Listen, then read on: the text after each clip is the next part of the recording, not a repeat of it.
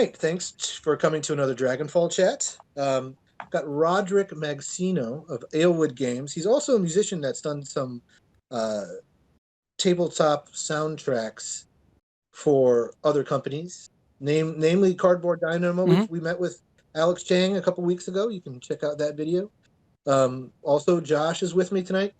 Standardly a co-host, but he also did some mixing and mastering on that record. So I'm the only useless person here.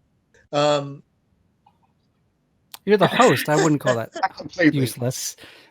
I mean, you're the Conan O'Brien. Josh is the Andy Richter, and I'm just some guy. Josh is the Andy Richter. If like Andy Richter like also was like doing a lot of like the IT work and stuff like that. Like I sat on my porch in the sun and wrote down some questions this afternoon. Like, yeah. So just saying. What's that? Andy Richter could not grow a beard this well. Probably not. I can't. No, obviously. I can't. Yeah, I'm struggling with this, and this is nothing. This is just I mean, you win it. Paint splattered on my face. You win it, beard. We know that, but you win at beard. Yeah. So originally, you and Alex are very close. I mean, we all know that. Like, you guys help each other in each other's booths and stuff like that at different conventions. I met you guys. Josh and I met you guys at ValorCon the same weekend when he was doing Giga-Robo there. That was as I told Alex. You guys, yeah. You guys were the best thing about that convention. That was exactly a really bad convention. Yeah, like that. The best thing to come out of ValorCon period, not just for the four of us, was the four of us meeting. Like overall, like I saw people dressed as Pokemon playing Pokemon Go, and that was like, and them saying no, they don't want to do a demo. That was like the rest of my. So wasn't that the second year we went to ValorCon? I did go 2 years in a row because they both we went the very first year. I remember we went the very first year and there was literally nothing to do, and I ended up buying a game from one of the booths and we sat down at a table and played it. Yeah, we did. And then we actually had a good time. It was Macy's downtown. You just bring a duffel bag worth of stuff. You're there. Like, well. But anyway. So Giga-Robo, you can check out that video. Alex goes into some supreme detail. I try to get him to tell us what his favorite robot is, and he will not. But the soundtrack is cool. Thank you. So did he approach you to do the soundtrack, or did you approach him to do the soundtrack? Like, it's not a standard thing outside of like a Kickstarter video to have like sounds for a game to have a soundtrack. You understand what I'm saying? The distinction? Yeah. Shame. He originally approached me because he needed.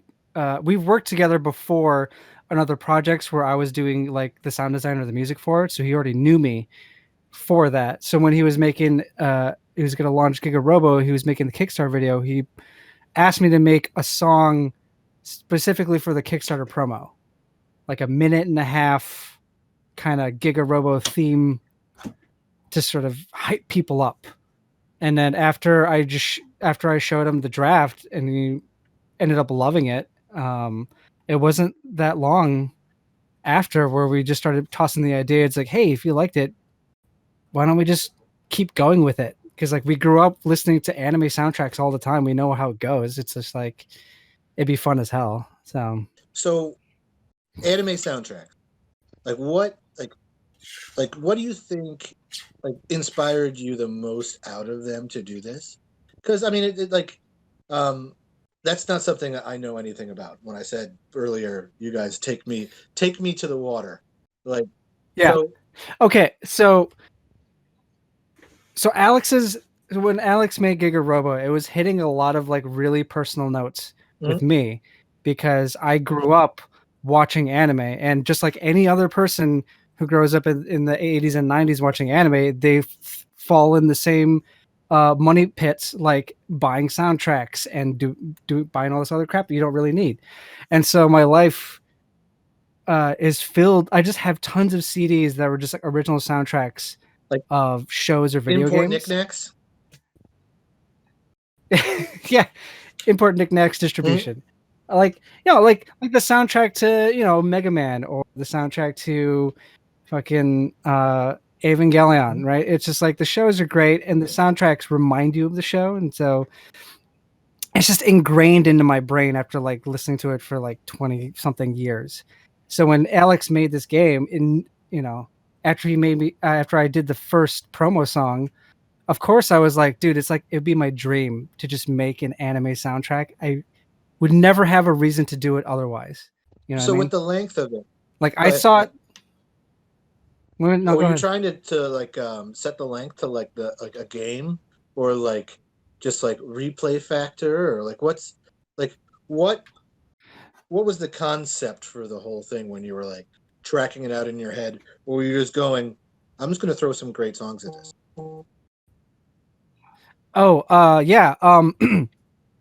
I didn't want to make the soundtrack as in something that you listen to while you play, because essentially we've all played board games and we just put in a band that we think sounds right for the game, right? People do it all the time. So I didn't want to do that because anyone can just put on any soundtrack that would be personal for them.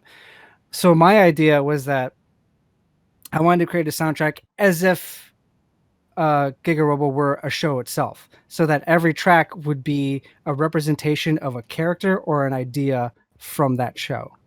You know what I mean? So each track is based off a character or a persona from his game. So like theme songs. You guys are going to use it for Giga-Robo the movie. Oh yeah, when we eventually make the Hollywood picture. Awesome. Yeah. So what was the process like, to the point of tell me a finite amount of instruments that you use? Like, the people that are going to tune into this video are going to be music adjacent. So please let us know what's on your rack. I didn't use anything super fancy. The guitar I used is actually, I don't even actually know what kind of guitar it is. It's a guitar that someone gave me years and years ago. Yeah, Josh, your heart breaks and I actually right now had to, when you say that. I know. Whatever it is. I know. I had to learn a lot about playing the guitar for that album because I'm not a guitar player. Sure. So it was a lot of me figuring shit out. And I've been playing since I was a little kid. I was cool. Third place. Well, hey, but you forget that I'm also a top-notch editor. So I just play really badly, but I edit it to make it sound amazing, really decent. So that's actually my trick. When you listen to the soundtrack, it's just like, yeah, that's me editing the shit out of it so it sounds like a coherent. And was it some editing playing digitally, or did you use any like loopers or anything like that for it, or like? No, I edited it digitally. Yeah. Coward. I didn't. Yeah. Actually, a lot of the editing was like just me because I can hit the notes, I can do the riffs, but I'm very sloppy. Mm-hmm. So the editing is just to tighten it up so it doesn't sound like, someone who doesn't really play guitar is playing guitar. And then for all the other voices, like the drums and the bass and the synths, those were all voice plugins that I have added through Pro Tools.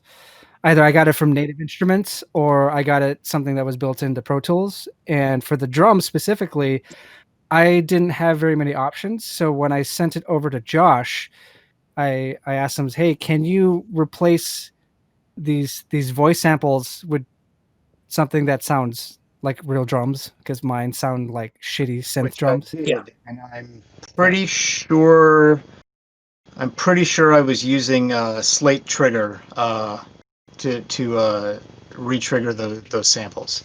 I don't remember exactly which ones I used, but I'm pretty sure it was the Slate plugin, which is great. Highly recommended. It definitely helps that you and I were both big Pro Tools users, and so I could just, when I was creating the songs, I could just send you the entire the raw session with all the crazy plugins and weird stuff, and then you would already have it there, and you just download the session. And I don't think you used anything that I didn't also own, which made it really convenient. Because I just popped it up, tweaked some organization, moved some tracks around, and it was very fun to mix.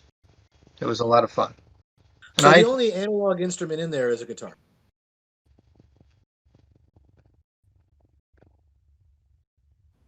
He's thinking. There's no xylophone in there? No. Come on, man. Everything else, I think everything else digital. I think if anything, there is one other one. There's some drone that I added in there, which is done with this one string banjo, which is a stick with a can of beans that I put a contact microphone on, and then so I can like plug it or use a violin bow to create like a like long drony things. I think that's really the only other. I can't remember. Did I throw any Wurlitzer? Kazoo, so I know what you're saying. Oh, nice. I'm a big fan of contact microphones, man. I'll put that on anything and just hear what it sounds like. Well, that was like a kazoo that you could buy for a couple bucks online that someone had like repurposed so it would fit a contact microphone. So save me the effort for twice the expense of a kazoo, which is not a lot. So during the mixing process, I did add a couple little guitar parts here and there, and I may have added a Wurlitzer part somewhere. I don't remember. I can see your Wurlitzer behind you. I don't remember the Wurlitzer part. I remember the guitar parts. Yeah. It was interesting. It was really fun working with you because I had been working with those tracks kind of by myself for months. And then I send it over to you, be like, all right, mix it. Let me know what you think. And then we knew each other well enough where you would just be honest with me. It's like, yeah, this part here, it doesn't work. Or like, you gotta do something different. Or you would add something that would really kind of enhance the piece that I didn't even think of, which was really nice. It gave me a lot of freedom, which was good. I did a lot of reamping on the guitars and, adjusted tones. And I got to really dig into a lot of those 80s kind of hair metal sounds that I don't get to use very often. So it was a lot of fun. But yeah, I think from the very beginning we were right on the same wavelength. It was very uncomplicated. Yeah, it was kind of spooky. Like you knew exactly the type of sound I was going for, and not only knew it, but you were also as equally excited to do it. Because I'm a child of the 80s. Well, I mean, Josh is because I'm just Josh is also a Phil Spector like talent and personality. I'd love to hear your Christmas album. I was about to say I'd love to make a Christmas album, but I don't think I would. Maybe is it do a Hanukkah album? Is it because you're Jewish? Maybe. Okay, I'm sorry. Let's not do that during. I'm not sure it matters. I would prefer to do a holiday record though, so everybody's included. But like the funnest thing about what happened was, I think in a way I was approaching Alex to do the project initially more than he was approaching me, like the full album. Because for me, I saw it specifically as an opportunity to make something and use tools I would probably never use in any other real project, at least the stuff that I usually work on, to make kind of like a early 90s, 80s anime album soundtrack that's just kind of over the top and really leaning into those tropes that we grew up with. I never get to do that because no one wants that on their soundtrack. So I was really just indulging ourselves. It really was indulgent, but in a good way. And one of my favorite parts, one of my favorite things to to play with in the mix were the voice snippets and the machine noises and those things that got added in. It was a lot of fun to kind of get those to set, and I played with some stuff too. I tried to pump in a little heartbeat and one of the tracks had those the Japanese taiko drums, right? And oh yeah, yeah, and did. I can't remember the name of this one, but we really put a lot of low end into those things. Oh yeah, that was Archon. Yes. I think, like the main bad guy. Yeah, and yeah, we gave him kind of a Akira Tetsuo vibe with the heavy drums and the organ. Was, I mean, I mix a lot of music, but I don't mix a lot of dance tracks or house music, or not a lot of shake the house bass. So that was kind of a standout fun moment, making that work, and make it also playable on a cell phone or a system that didn't have a giant subwoofer. That was a little bit of a challenge to make it work everywhere, but we did, and it's cool. So I'm proud of you. So, Rhodrick, what's in the pipeline music-wise for you? Could be tabletop or not otherwise. Like, have you been, or are you seeking out any other projects like this, or you're just going to kind of try to do more solo stuff yourself? No, actually, I really like the idea of creating movie-esque soundtracks for tabletop games, just because I don't know. It's they're really tabletop games are really inspiring, and it's my way of showing my appreciation for it. So I have a couple ideas down the line. I know I spoke with Ash Barker. Gorilla Miniature War Games. Ash from that. I spoke with him for a little bit to possibly do a soundtrack for Last Days. Cool. But that was pre-COVID, and so things got kind of delayed about that. But it's still on my radar. He's in Canada. They're fine. Hit him up. Yeah. But I did another project not too long after Alex's for I'm just blanking all the games. The Grizzled. Did you ever play that? No. I'll have to check it out.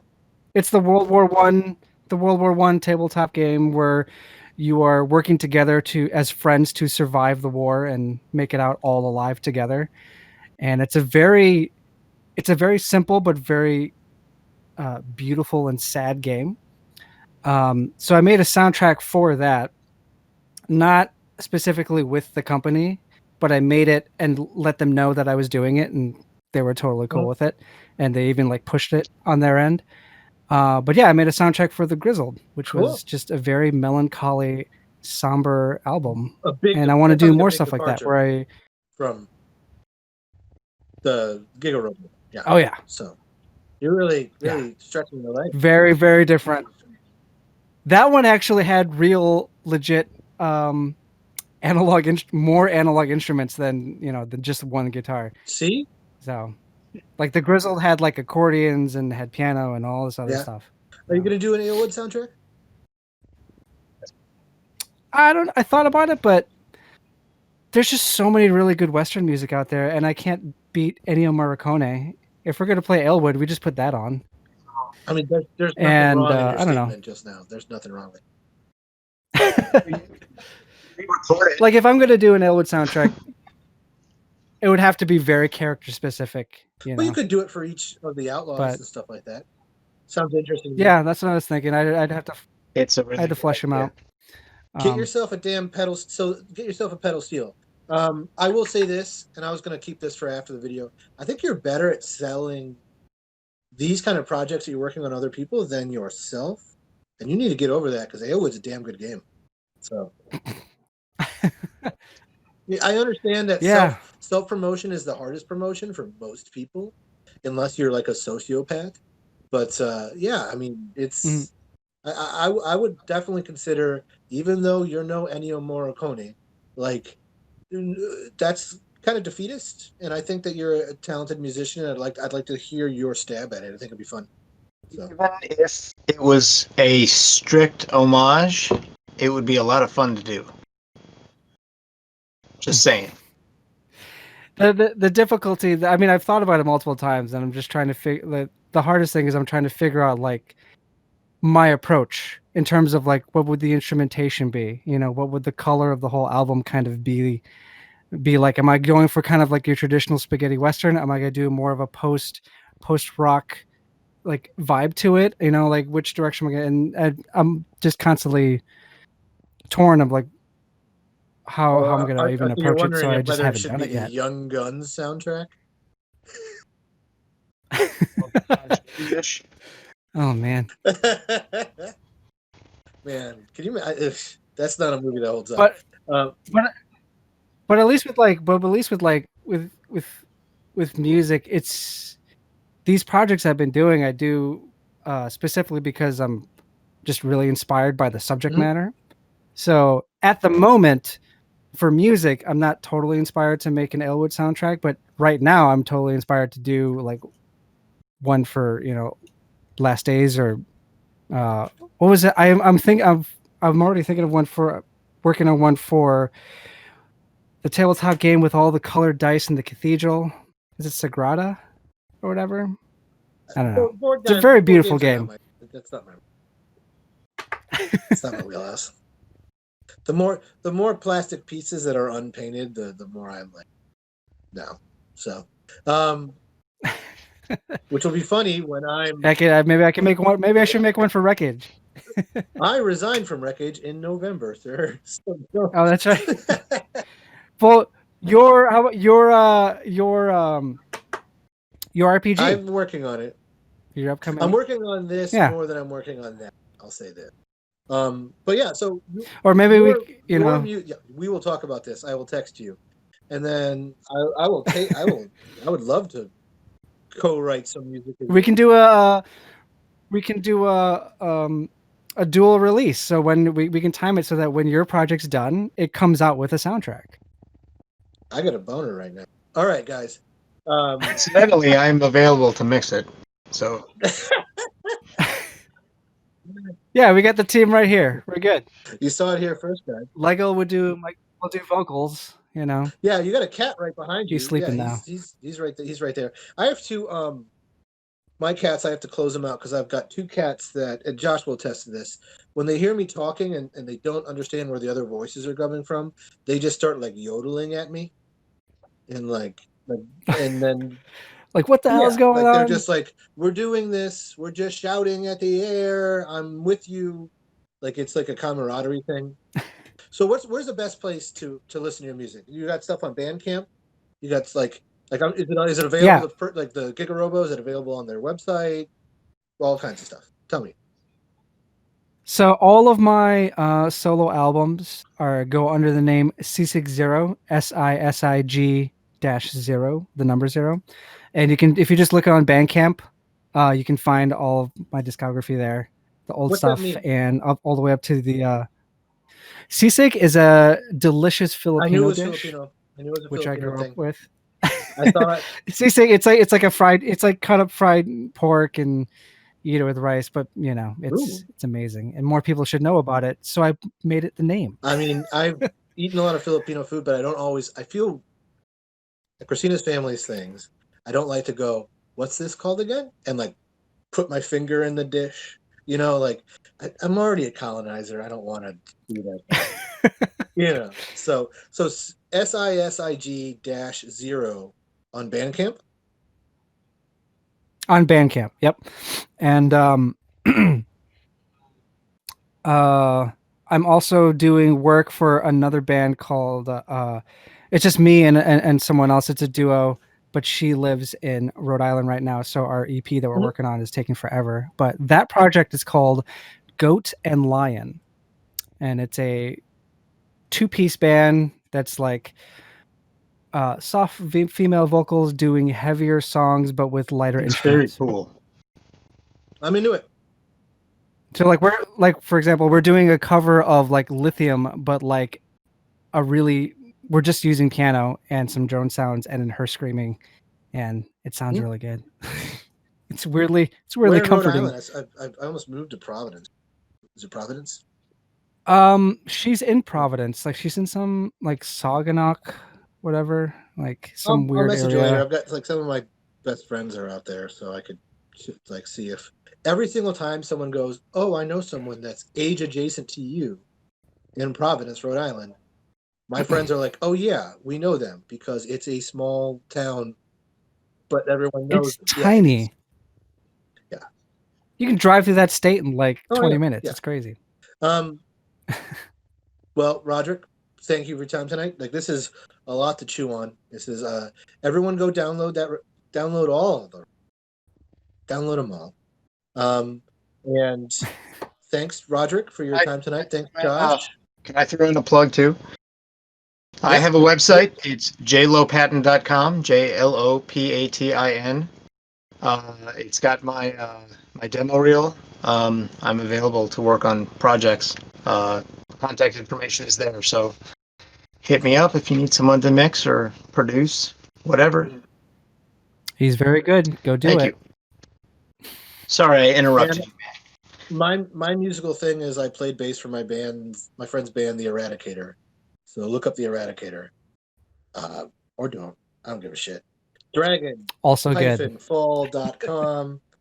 Give us your money. We'll give it to kids. Everyone have a wonderful evening. Goodbye.